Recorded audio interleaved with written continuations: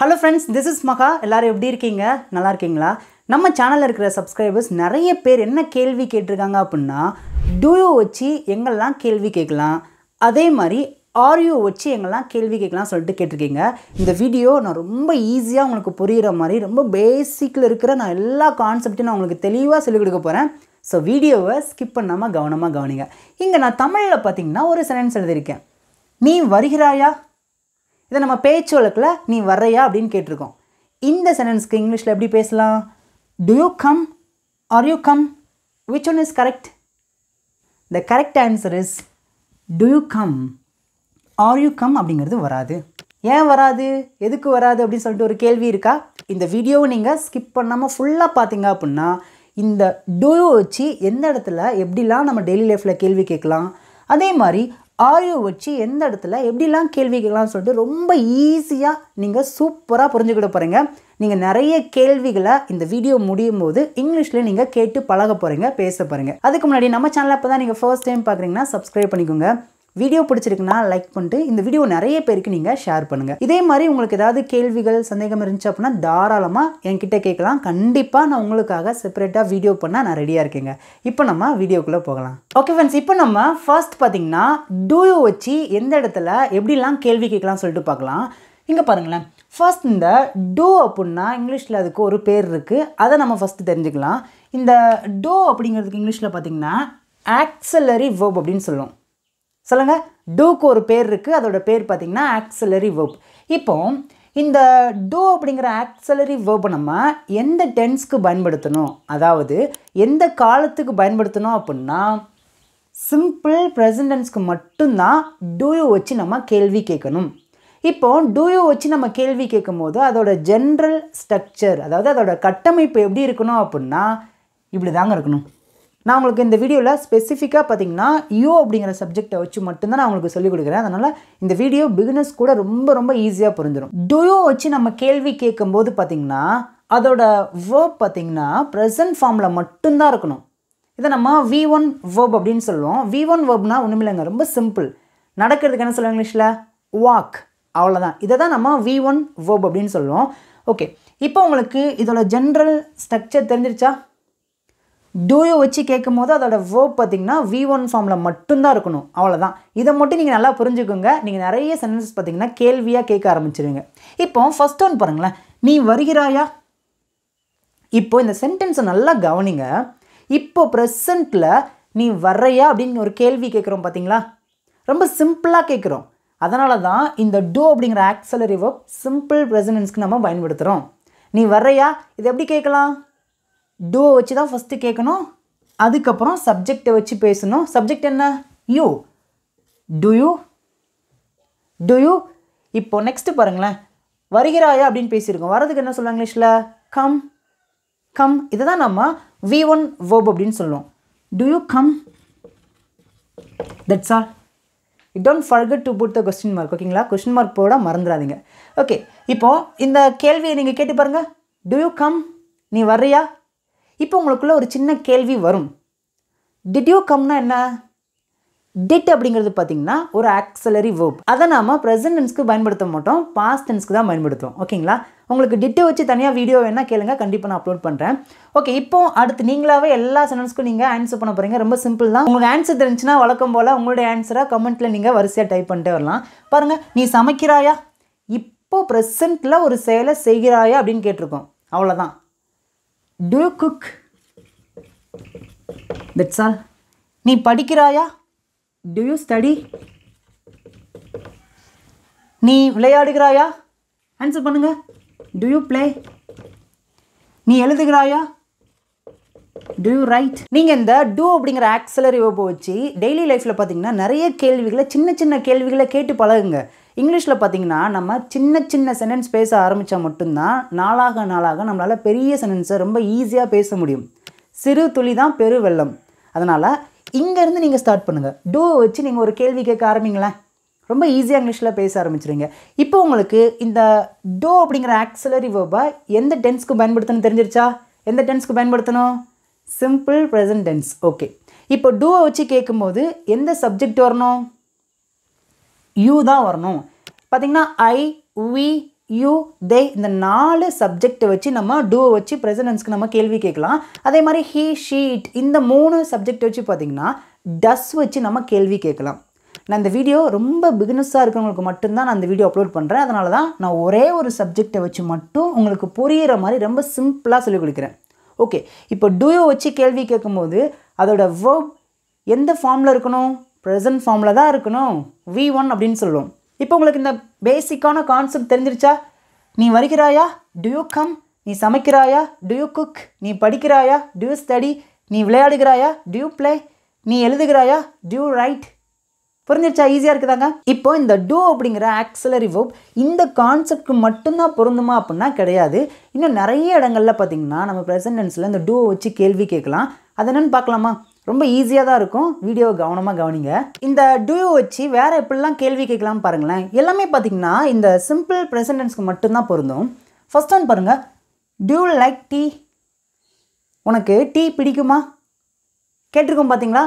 ஒருத்தங்களுக்கு ஒரு விஷயம் பிடிக்குதா அப்படின்னு கேட்க வரும்போது நம்ம இந்த டூயை வச்சு கேட்கலாம். பிகாஸ் லைக் அப்படிங்கிறது பார்த்திங்கன்னா ஒரு வேர்பு. புரிஞ்சிருச்சாங்க? Do like tea? Do like coffee? Do like ice cream? உங்களுக்கு காஃபி பிடிக்குமா? ஐஸ்கிரீம் பிடிக்குமா? Do like me? உனக்கு என்ன பிடிக்குமா? இப்படி கேட்குறோம் பார்த்தீங்களா? ஒருத்தங்களுக்கு ஒரு விருப்பம் இருக்குதா பிடிக்குதா அப்படின்னு நம்ம கேள்வி கேட்க வரும்போது நம்ம இந்த டூயை வச்சு கேள்வி கேட்கலாம். To you have a car? உன்கிட்ட கார் இருக்குதா?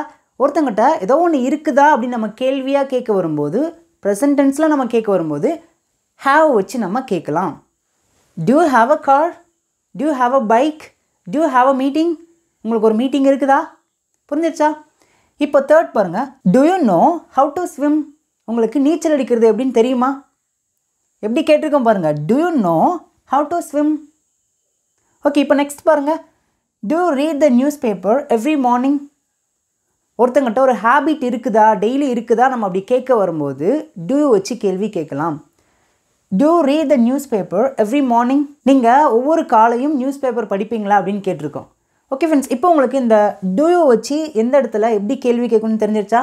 இது ஒன்லி பார்த்தீங்கன்னா சிம்பிள் ப்ரெசன்ட்ஸ்க்கு மட்டும்தான் பொருந்தும். அதுவும் பர்டிகுலராக நீங்கள் டு வச்சு கேள்வி கேட்கும் போது அதோட வேர்ப் பார்த்தீங்கன்னா ப்ரெசன்ட் ஃபார்மில் மட்டும்தான் இருக்கணும். இங்கே பாருங்கள், லைக் அப்படிங்கிறது பார்த்தீங்கன்னா ப்ரெசன்ட் ஃபார்மோட வேர்ப்.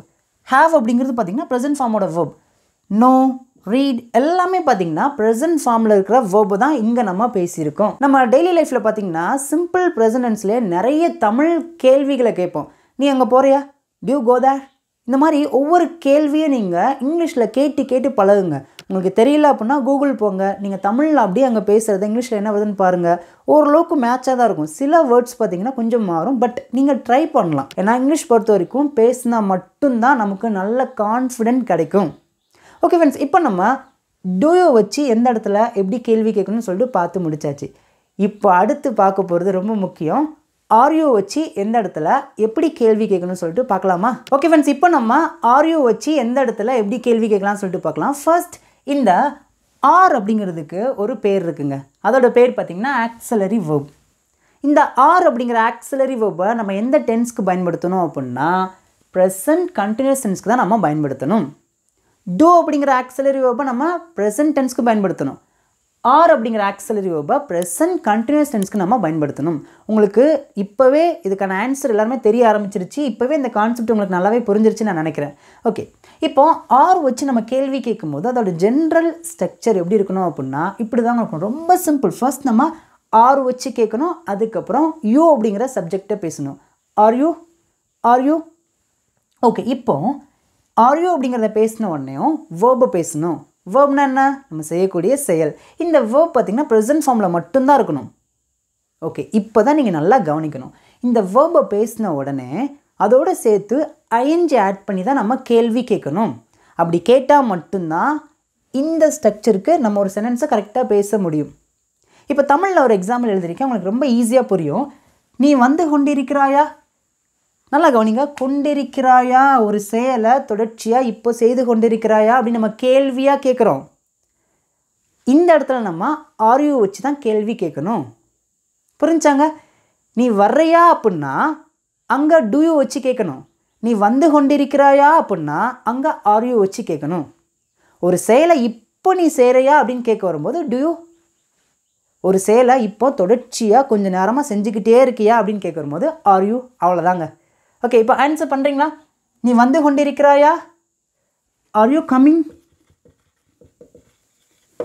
நிறைய பேர் இந்த கம் அப்படிங்கிற இந்த வேர்பை எழுதிட்டு அதோட சேர்த்து ஐஎன்ஜி ஆட் பண்ணுவீங்க. அப்படி பண்ணக்கூடாது. இ அப்படிங்கிற வேர்ட் வராது. R you coming? நீ வந்து கொண்டிருக்கிறாயா? இப்போ நீ வருகிறாயான்னு அப்படி கேட்கலாம். To you come? நிறைய பேர் என்ன மிஸ்டேக் பண்ணுவாங்க அப்படின்னா ஆர் யூ கம் அப்படின்னு பேசுகிறீங்க. அப்படி பேசக்கூடாது. அப்படி ஒரு சென்டென்ஸ் இங்கிலீஷில் கிடையாது. Are you coming? நீ வந்து கொண்டிருக்கிறாயா? Do you come? நீ வருகிறாயா? அவ்வளோதாங்க. டூ யூ அப்படிங்கிறது ப்ரெசன்ட் டென்ஸில் பேசணும். ஆர் யூ அப்படிங்கிறது ப்ரெசன்ட் கண்டினியூஸ் டென்ஸில் பேசணும். அவ்வளோதாங்க. ஓகே, இப்போ எல்லாருமே சீக்கிரமாக ஆன்சர் பண்ணலாமா? உங்களுக்கு ஆன்சர் தெரிஞ்சுன்னா உங்களோட ஆன்சரை வரிசையாக காமெண்ட்டில் நீங்கள் டைப் பண்ணிட்டே வரலாம். நீ சமைத்து கொண்டிருக்கிறாயா? இதை நம்ம பேச்சு வழக்கில் நீ சமைச்சிட்டு இருக்கியா அப்படின்னு கேட்போம் பார்த்தீங்களா? Are you cooking? Next one, நீ விளையாடி கொண்டிருக்கிறாயா? Are you playing? Next one, நீ போயிட்டுருக்கியா? கேட்போம் பார்த்தீங்களா? நீ ஸ்கூலுக்கு போயிட்டுருக்கியா? நீ வேலைக்கு போயிட்டுருக்கியா? Are you going? நீ போயிட்டுருக்கியா? நீ படித்து கொண்டிருக்கிறாயா?